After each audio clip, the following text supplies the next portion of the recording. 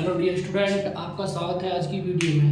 तो हम पढ़ रहे थे 11वीं क्लास का मैथ समुच्चय। तो समुच्चय में हमने एकल समुच्चय और समुच्चय बता दिया था। अब हम बता रहे हैं परिमित समुच्चय। ऐसा समुच्चय जिसमें अवयवों की संख्या सीमित हो परिमित समुच्चय कहलाता है। ऐसा समुच्चय जिसमें अवयव सीमित संख्या में हो तो वो हमारा समुच्चय परिमित समुच्चय कहलाता है। जैसे अंग्रेजी वर्णमाला के स्वरों का समुच्चय। तो अंग्रेजी वर्णमाला के स्वर कौन से होते हैं? ए, ई, आई, ओ, यू। ये 5 होते हैं तो हम उनको गिन सकते हैं।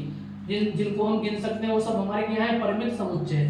भारत की सभी नदियों का समुच्चय, नदियों को हम गिन सकते हैं तो ये भी हमारा कौन सा है? परिमित समुच्चय।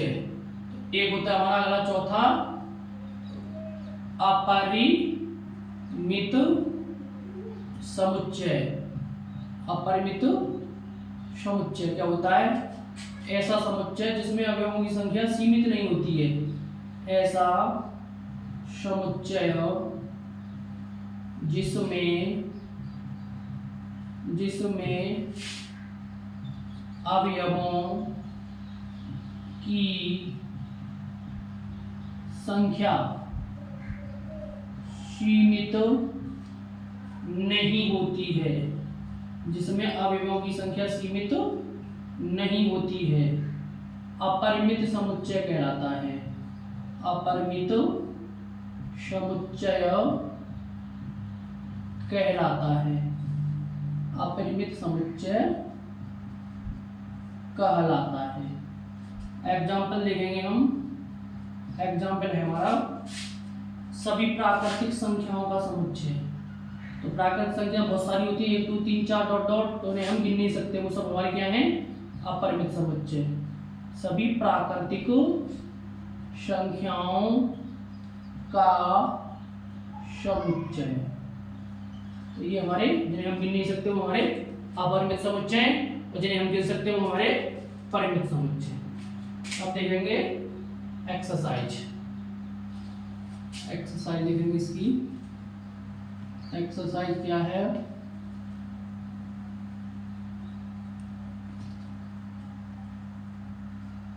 एक्सरसाइज है हमारी 1A। एक्सरसाइज 1A, ठीक है। क्वेश्चन नंबर पहला है हमारा। क्वेश्चन नंबर पहला, यदि A = 1 2 3 4 5 6 तो रिक्त स्थान भरिए। तो रिक्त स्थान में बिलोंग्स या ये बताया था मैंने, डज नॉट बिलोंग्स भरिए, ये पूछ रहा है, ठीक है। तो पहली कंडीशन है कि ये है, मैं यहाँ लिख दे रहा हूँ 2 डॉट डॉट ए। दूसरा है हमारा 7 डॉट डॉट ए। चौथा है हमारा 0 डॉट डॉट तीसरा, और चौथा है हमारा 5 डॉट डॉट ए। अब बिलोंग का मतलब क्या है? तो ये इसमें होना चाहिए। 2 में बिलोंग है या डज नॉट आएगा? देखो 2 इस ए में है या नहीं? हाँ है, तो इसमें क्या आएगा? बिलोंग आएगा। तो 2 ए में है। अब 7 देखो, 7 इसमें है, ए में नहीं है, तो क्या आएगा? Does not belongs. 0 देखो इसमें है, नहीं है, तो क्या आएगा? Does not. 5 देखो इसमें है, हाँ है, तो क्या आएगा? बिलोंग। तो ये हो गया पहला क्वेश्चन, ठीक है। दूसरा क्वेश्चन में क्या कह रहा है? दूसरे क्वेश्चन में कह रहा है निम्न संग्रहों में से कौन समुच्चय को निरूपित करते हैं? तो पहला है इसमें भारत की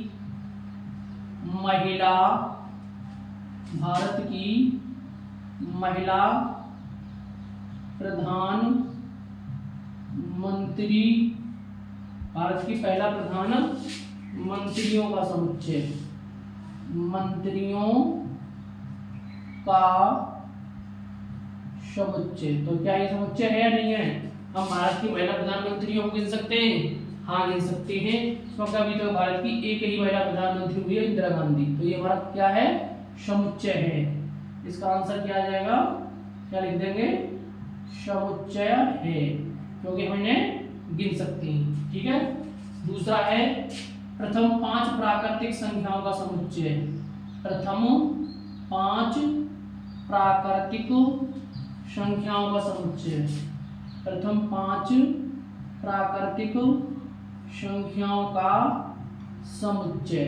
तो हम 5 प्राकृतिक संख्याओं को गिन सकते हैं, तो ये भी हमारा समुच्चय है। ठीक है। तीसरा है कक्षा 11 की बुद्धिमान छात्राओं का समुच्चय। कक्षा 11 की बुद्धिमान छात्राओं का समुच्चय। तो ये बताओ ये समुच्चय है या नहीं है? छात्राओं का समुच्चय। तो देखो क्लास में पूछ रहा है, क्लास है कक्षा 11 की, उसमें बुद्धिमान छात्राएं, होशियार कितनी छात्राएं हैं? पहले हम गिन सकते हैं? नहीं गिन सकते, क्योंकि कोई बच्चा किसी सब्जेक्ट में होशियार है, कोई किसी में होशियार है, इसलिए यह समुच्चय नहीं है, हम इनको गिन नहीं सकते। भाई कोई हिंदी में होशियार है, कोई गणित में होशियार है, कोई फिजिक्स में होशियार है, कोई केमिस्ट्री में होशियार है, तो कोई भी बच्चा ऐसा नहीं है जो हम उनको गिन सकेंगे बुद्धिमान छात्राएं कह सकें उनसे। तो समुच्चय नहीं है, समुच्चय नहीं है ये। चौथा क्या पूछ रहा है? चौथा पूछ रहा है हमसे विश्व के सर्वश्रेष्ठ 11 बल्लेबाजों का समुच्चय। विश्व के सर्वश्रेष्ठ 11 बल्लेबाज, मतलब है जो बैट्समैन होते वाले बल्लेबाजों का समुच्चय, बैट्समैन जो खेलते हैं समुच्चय। तो देखो विश्व के सर्वश्रेष्ठ 11 बल्लेबाज की हम चुन सकते हैं? नहीं चुन सकते। सर्वश्रेष्ठ का मतलब है कि कोई कभी भी हमारा 0 पे आउट ना हो। ऐसा होता है मैचों में, तुमने देखा कोई किसी ने आज शतक लगाया है तो कल को 0 पे भी आउट हो सकता है, तो इसलिए कोई भी हमारा सर्वश्रेष्ठ बल्लेबाज नहीं है, तो समुच्चय ये भी हमारा नहीं है। ठीक है। तो ये हो गया क्वेश्चन नंबर 2। अब क्वेश्चन नंबर 3 देखते हैं। क्वेश्चन नंबर 3 देखेंगे। 3 में क्या कह रहा है?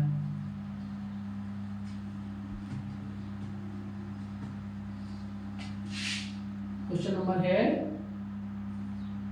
3, निम्नलिखित प्रत्येक समुच्चय को तालिका विधि से लिखिए। तो हमें क्या करना है? ये किस में लिखना है? तालिका विधि वही है जो हमने बताई थी, रोस्टर या वो वाली विधि है। क्वेश्चन नंबर 30 में क्या कह रहा है? तालिका विधि, रोस्टर विधि होती है वही तालिका विधि होती है हमारी। तालिका विधि से लिखिए। तो जो हमारी रोस्टर विधि होती थी वही हमारी तालिका विधि है। तालिका विधि, सारणी विधि, ये एक ही बात होती है। तो पहले में क्या पूछ रहा है हमसे? तीसरे का फर्स्ट है a = x। ये मैंने क्या के चिन्ह बताए थे? दो ये होते हैं सच दैट, दो बिंदी होती है। क्या होता है? सच दैट होते हैं। क्या होती है हमारी? सच दैट बोलते हैं। x सच दैट, x एक पूर्ण वर्ग है, एक पूर्ण वर्ग है, पूर्ण वर्ग है। और जो x का मान है वो 40 से हमारा छोटा है। x का जो मान है वो 40 से छोटा है। तो तालिका विधि क्या बताई थी हमने? सारणी विधि। इसमें हम जो अवयव होते हैं वो एक महिला ब्रैकेट में लिखते हैं अवयवों को। तो अवयव कौन कौन से आएंगे इसमें? देखो x सच दैट x एक पूर्ण वर्ग है और 40 से छोटा है। तो पूर्ण वर्ग देखो कहां से स्टार्ट होंगे हमारे? पूर्ण वर्ग कौन से होते हैं? जो हमारे अंडर रूट में से बाहर आ जाते हैं। जैसे अंडर रूट 1 अंडर रूट से बाहर आ जाएगा, अंडर रूट 1 के बाद अंडर रूट 4 आएगा, ये 2 बाहर आ जाएगा। तो कौन कौन से हमारे? 1 4 1 4 9 1 4 9 16 1 4 9 16 16 के बाद कौन सा पूर्ण वर्ग बनेगा? 25 25 के बाद 36। ठीक है। 36 के बाद कौन सा बनेगा बताओ? 49 49 हम ले नहीं सकते क्योंकि हमें 40 से छोटे चाहिए। तो ये हमारा आंसर हो गया। क्या कह रहा था सवाल में? x सतत x एक पूर्ण वर्ग है। x क्या है? पूर्ण वर्ग। पूर्ण वर्ग ये होते हैं 1 4 9 16 25। जो अंडर रूट में से बाहर आ जाए वो पूर्ण वर्ग होते हैं। ये सब अंडर रूट में से बाहर आ जाएंगे। हम 49 ले नहीं सकते क्योंकि हमें 40 से छोटे लेंगे। तो ये हो गया पहला। दूसरा क्वेश्चन क्या कह रहा है? दूसरा क्वेश्चन कह रहा है हमारा b = x such that x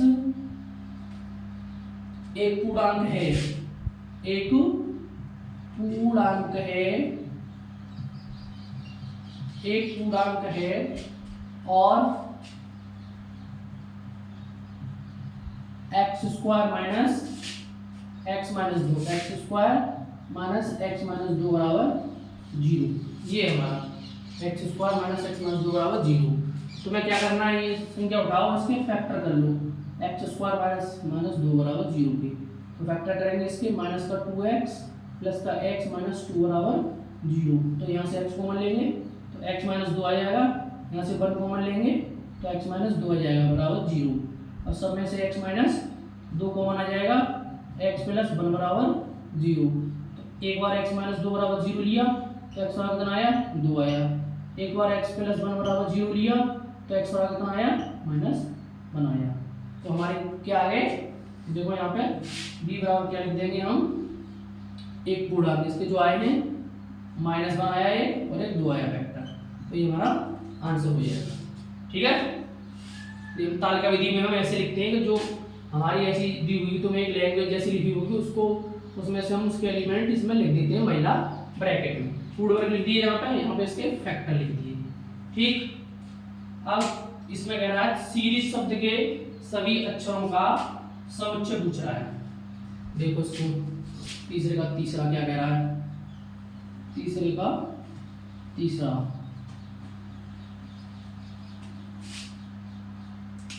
तीन का तीसरे में क्या कह रहा है, इसमें कह रहा है थर्ड में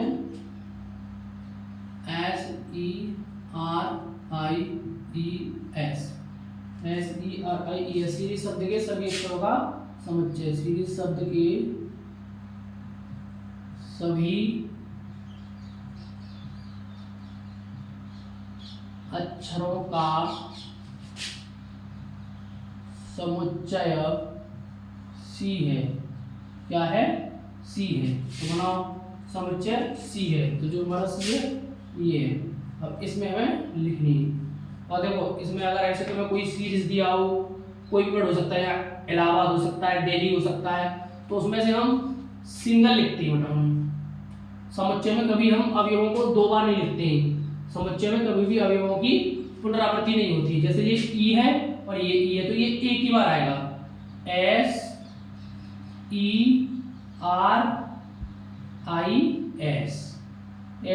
एस भी दोबारा नहीं आएगा, वो भी है इसमें दो बार नहीं आएगा। समुच्चय में नोट करके लिख लो, यहाँ पर नोट करके लिख दे रहा हूं मैं, नोट में क्या लिख दोगे, समुच्चय में अवयवों की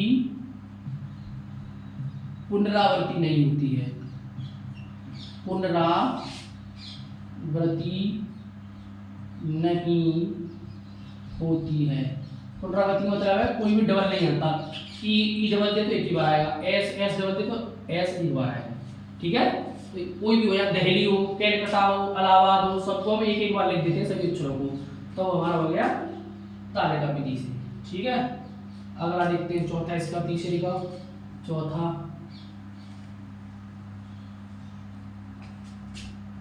तीन का फोर क्या कह रहा है, तीन का फोर, तीन के फोर में हमें क्या करना है भाई, तीन के फोर में, तीन का फोर ये है d बराबर x सच दैट x, दो अंकों की एक संख्या है, दो अंकों की एक संख्या है, दो अंकों की एक संख्या है जिसके अंकों का योग 6 है, जिसके अंकों का योग, अंकों का योग 6 है, ये हमारा। तो तुम्हें ऐसी संख्या सोचनी है, दो अंकों की संख्या जिसके अंकों का योग क्या हो, 6 हो, ऐसी संख्या तुम्हें बनानी है जिसके अंकों का योग क्या आ जाए, 6 आ जाए। ठीक है, बना दो अंकों की, दो अंकों की एक ऐसी संख्या जो जोड़ने पर 6 बन जाए। एक हमारा 15 आया, 5 और 1 क्या होता है, 6 होता है। दो अंक हैं हमारे, ऑप्शन को जोड़ने पर 6 बन रहा है। दो अंकों की एक संख्या जिसके अंकों का योग 6 15 हो गया। ठीक है, 15 के बाद 24 हो जाएगा, देखो 2 4 2 6, फिर 33 हो जाएगा, 3 और 3 6, 33 के बाद 42 हो जाएगा, 4 और 2 6, फिर 51 हो जाएगा, फिर 60 हो जाएगा। तो हमारी यही होंगी दो अंकों की संख्याएं, इससे ज्यादा नहीं होंगी, जिनको जोड़ने पर अंकों का योग 6 होता है। अंक इसमें दो अंक जोड़ने पर 5 और 1 6, इसमें 2 अंक जोड़ने पर 4 और 2 6, इसमें 2 अंक जोड़ने पर 3 और 3 6, इसमें 2 अंक जोड़ने पर 4 और 2 6, इसमें 2 अंक 5 और 1 6, इसमें 2 अंक 6 और 0, इससे ज्यादा नहीं होंगी। तो ये हो गया हमारा तीसरे का ओ। ठीक है, एक इसका लास्ट वाला बता देते हैं।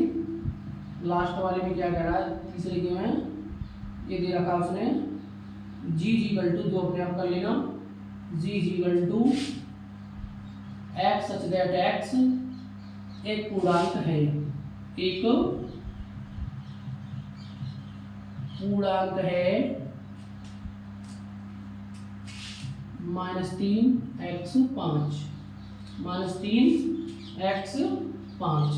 और जो हमें x की वैल्यू जो लेनी है, क्या लेनी है हमें, x की जो वैल्यू लेनी है इसमें से -3 से तो बड़ी हो और 5 से छोटी हो, -3 से बड़ी और 5 से छोटी, -3 से तो बड़ी लेनी है और 5 से छोटी।